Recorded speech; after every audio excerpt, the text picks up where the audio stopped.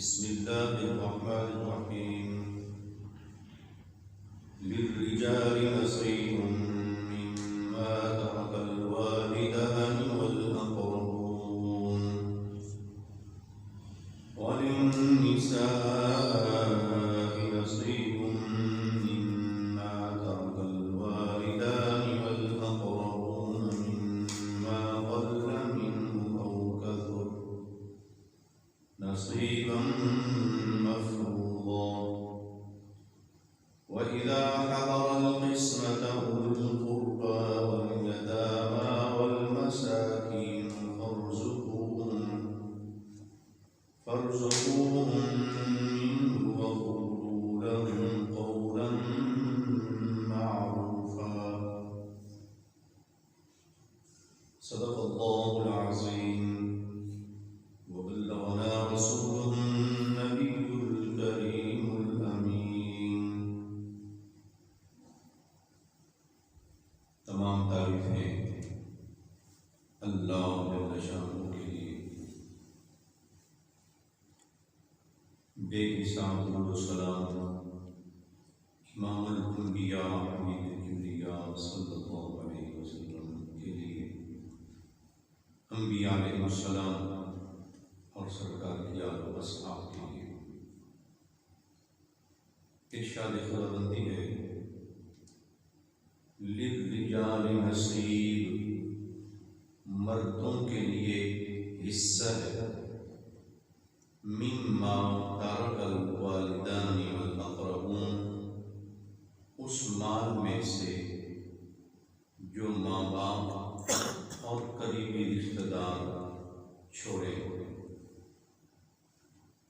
वलिन्निसाइ नसीब, और औरतों के लिए भी हिस्सा है, मिम्मा तरकल वालिदान वल अक़रबून, जो माँ बाप और करीबी रिश्तेदार छोड़े।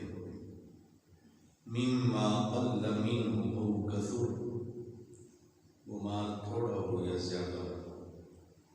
नसीबन मफ़रूज़ा, ये हिस्सा मुक़र्रर करता है। वइज़ा हदरल क़िस्मत उलुल क़ुर्बा, जब तक़सीम के वक्त क़राबतदार जमा हों, वल यतामा वल मसाकीन, और यतीम और मिस्कीन, फर्ज़ुक़ूहुम मिन्हु, तो उन्हें भी उसमें से कुछ दो।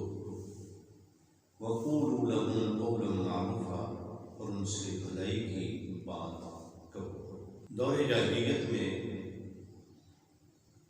कोई शख्स मर जाता तो उसके बचे हुए माल में से औरत को कुछ नहीं मिलता। लोग कहते,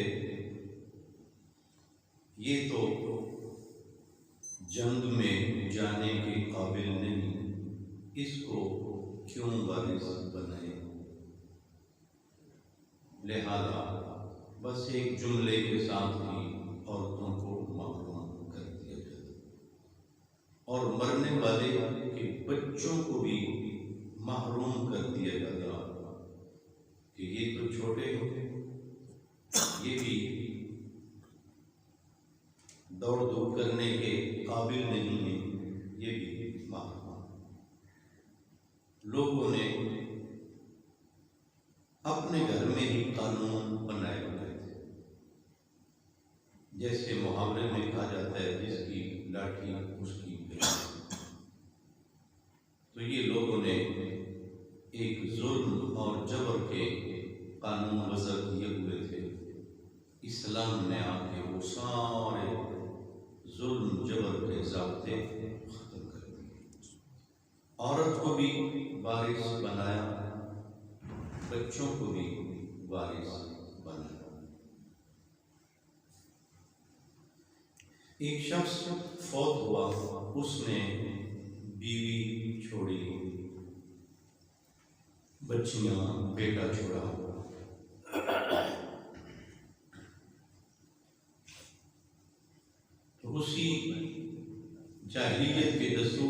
मुताबिक मरने वाले के चचाजाद भाई आए, उन्होंने सारा माल अपने कब्जे में ले लिया, बेवा को भी कुछ नहीं दिया और मरहूम चचाजाद भाई की बच्चियों को भी और उसके बेटे को भी मालूम कर दिया। वो बेवा नबी पाक सल्लल्लाहु अलैहि वसल्लम के पास हाजिर हुई।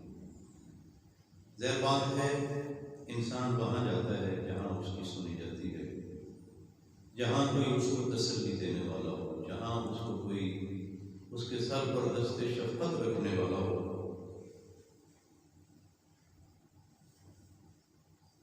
तो वो आ जाके नबी पाक सल्लल्लाहु अलैहि वसल्लम की बारगाह थी। वो बेवा औरत हुजूर की बारगाह में हाजिर हुई, सारा माजरा सुनाया। तो अल्लाह वहदहु ला शरीक ने अपने महबूब पाक सल्लल्लाहु अलैहि वसल्लम पर ये आयत नाज़िल फरमाई और फरमाया, मर्दों का हिस्सा है उसमें से जो माँ बाप और करीबी रिश्तेदार छोड़कर जाए। औरतों के लिए भी हिस्सा है जो माँ बाप और करीबी रिश्तेदार छोड़कर जाए।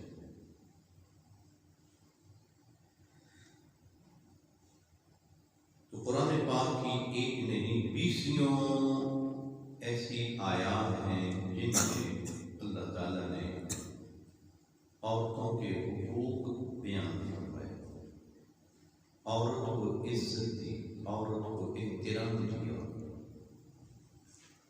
आजकल जो दीन बेजार औरतें वावेला मचा रही हैं, उसका कतअन हकीकत से कोई ताल्लुक नहीं कि इस्लाम ने कुछ नहीं दिया। दरअसल वो कुछ मांगना चाह रहे हैं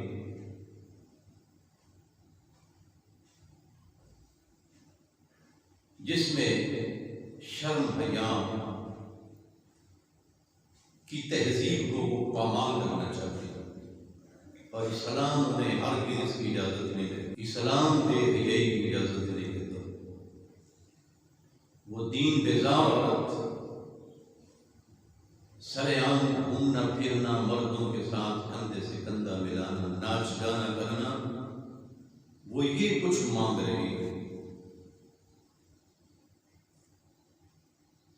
और उसका तकाजा और तकरार ये है कि वो जितने मर्जी दोस्त रखे उसे कोई पूछने वाला ना हो।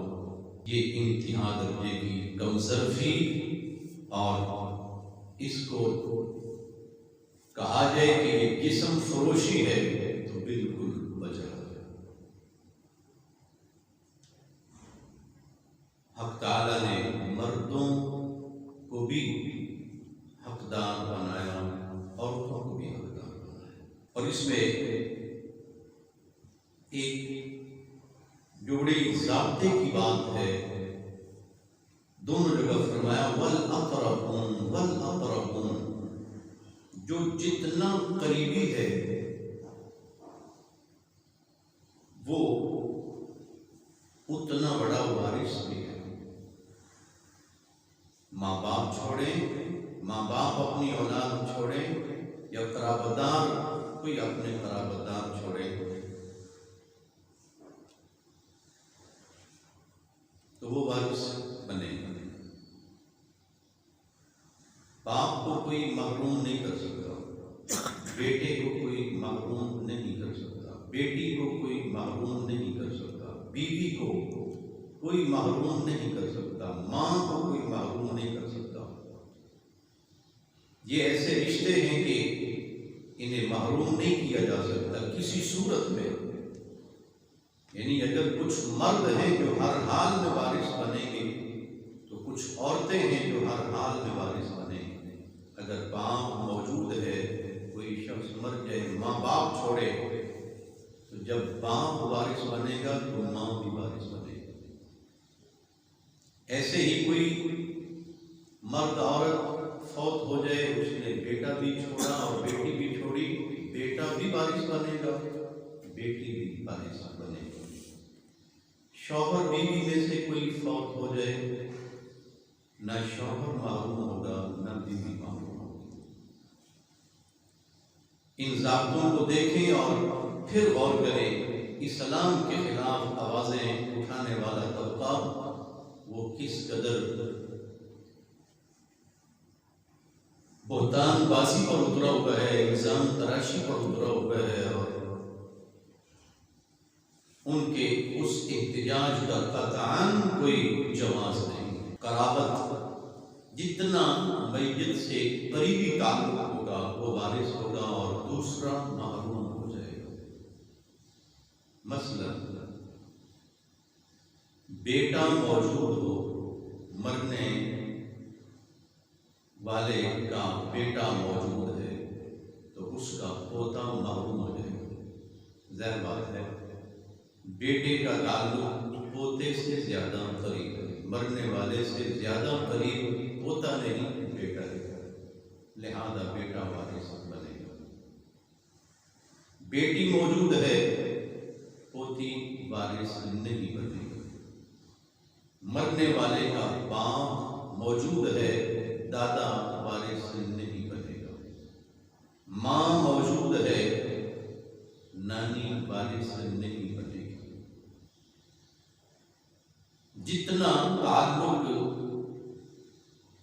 करीब का होगा मैयत से तो वो वारिस बनेगा, दूसरा नहीं वारिस। इसलिए फरमाया लिर्रिजाल नसीबुन मिम्मा तरकल वालिदानी वल अक़रबून।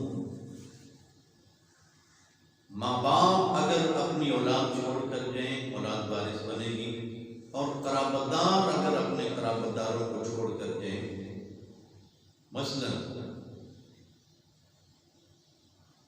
भाई फौत हो जाए,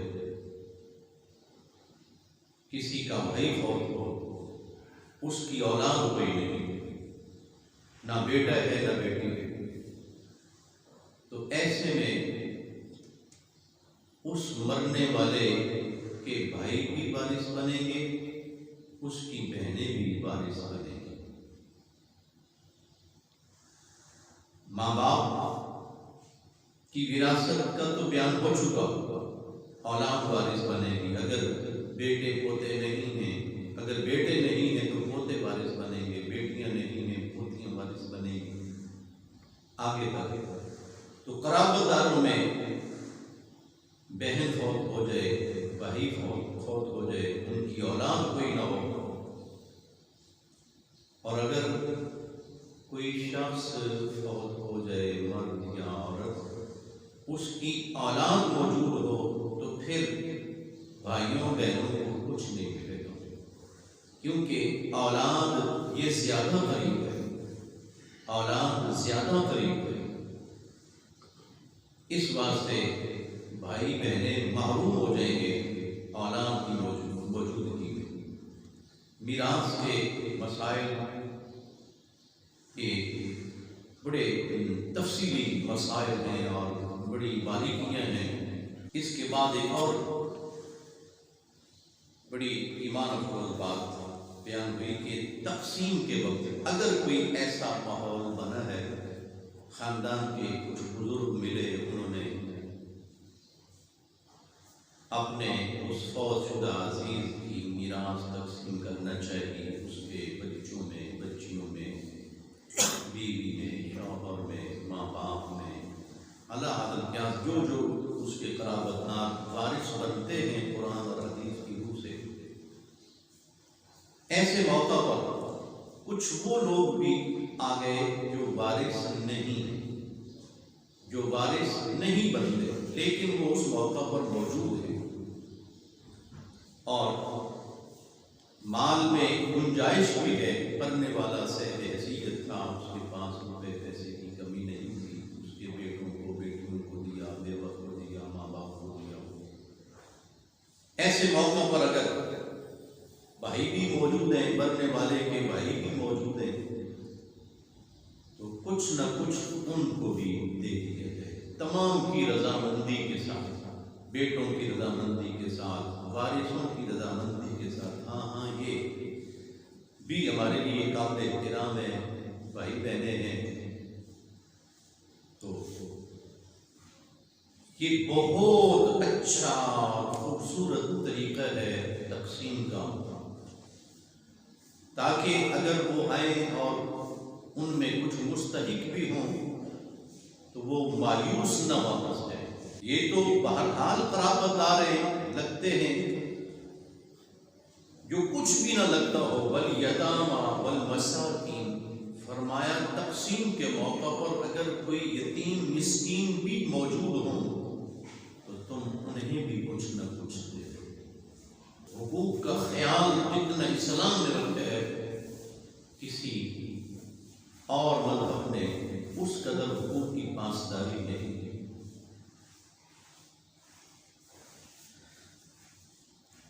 इसके बाद फिर एक और बड़ी प्यारी बात इरशाद हुई कि जब तुमने सबको दे दिया, जो हकदार हैं विरासत के उनको दे दिया, जो हकदार नहीं थे लेकिन उस तकसीम के मौका पर मौजूद थे उनको दे दिया, कोई गरीब मिस्कीन भी थे उनको दे दिया, तो किसी पर एहसान न रखो कि देखो तुम आ गए थे और हमने तुमको दिया है, तुम्हारा बनता तो नहीं था लेकिन हमने तुम्हारा दिल रख लिया है, तुम्हारा दिल नहीं तोड़ा। किसी की खिदमत करके इस तरह के जले हुए जुमले सुनाना इससे बेहतर था कि न दिया जाता। जब दिया है तो फिर उसको जलील करने का क्या तुक बनता है। क़ौलुन मारूफ़ुन व मग़फ़िरतुन ख़ैरुम मिन सदक़तिन यतबअुहा अज़ा। अच्छी बात करना, भलाई की बात करना, ये उस सदक़े से बेहतर है जिसके बाद किसी को सताया जाता है। सदका भी दिया जाता है और फिर सताया भी जाता है, जलील किया जाता है। फरमाया जब तुम उन सब को दे चुको, वक़ूलू लहुम क़ौलन मारूफ़ा, उनसे अच्छी बात करो, उनको कुछ न कुछ दिया तो कहा जाए कि बड़ा अच्छा हुआ आप भी तशरीफ ले आए, आपका आना भी बाइस बरकत हुआ, आप हमारे लिए काबिल इहतराम है। बड़ा है तो कहा जाए बस ये आपकी दुआओं से सारा मसला हल हुआ है। छोटा भी है तो कहा जाए आप बड़े सादतमंद हैं, आप बड़े गुज़ार हैं, तो आप बड़े अच्छे मौका पर आए, हम भी चाहते थे आपकी खिदमत करें। तो इससे उसकी खिदमत भी हो गई और हमने जो उसको इज्जत दी है इससे रब राजी होगा। हदीस पाक में आता है कि जिसने लोगों का शुक्रिया अदा किया उसने अल्लाह का शुक्रिया अदा किया। तो खुलासा ये हुआ अल्लाह वहदहु ला शरीक ने मर्दों को भी हिस्सा दिया है, औरतों को भी हिस्सा दिया है, क़राबतदारों को भी हस्बे मरातब